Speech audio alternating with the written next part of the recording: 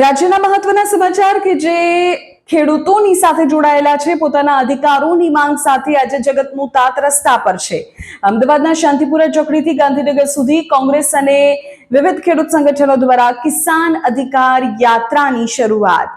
મહત્વપૂર્ણ સમાચાર, અધિકાર માટે ખેડૂતો મોરચો માંડી રહ્યા છે। 1111 ટ્રેક્ટર સાથે ખેડૂતો ગાંધીનગર તરફ કૂચ ના સમાચાર છે। આપને જાણકારી આપી દઉં કે ગુજરાતના ખૂણે ખૂણેથી ખેડૂતો પોતાના ટ્રેક્ટર લઈને અમદાવાદની શાંતિપુરા ચોકડી એકઠા થયા છે। કિસાન સંઘર્ષ સમિતિના નેજા હેઠળ કિસાન કોંગ્રેસ સહિત કુલ 23 જેટલા સંગઠનો આ રેલીમાં સામેલ છે। 1111 ટ્રેક્ટરો છે અને આ ગુજરાત સહિતના અલગ અલગ વિસ્તારોમાંથી આ ખેડૂતો પહોંચ્યા છે તેવો દાવો થઈ રહ્યો છે। વીજ કંપનીઓની મનમાની સામે મુખ્યત્વે ખેડૂતોનો વિરોધ છે। ખેતરોમાં મંજૂરી વગર હેવી વીજ પોલ અને ટાવર ઉભા કરાયા હોવાના ખેડૂતોના આક્ષેપ છે।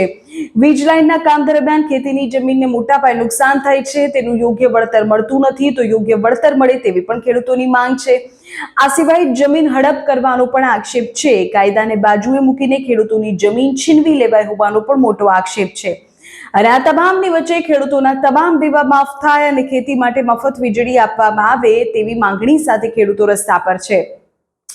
બીજો એક મહત્વપૂર્ણ મુદ્દો પોષણક્ષમ ભાવને લઈને પણ છે। પાકના યોગ્ય ભાવ, નકલી બિયારણ પર રોક અને ખાતરના વધતા ભાવો સામે આક્રોશ છે।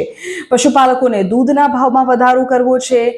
ખેડૂત આગેવાનોનું કહેવું છે કે સરકાર અને વીજ કંપનીઓ દ્વારા ખેડૂતોના હક દબાવવામાં આવી રહ્યા છે, જેના વિરોધમાં આ આર પારની લડાઈ છે। 1111 ટ્રેક્ટરનો કાફલો ગાંધીનગર તરફ આગળ વધવાનો છે।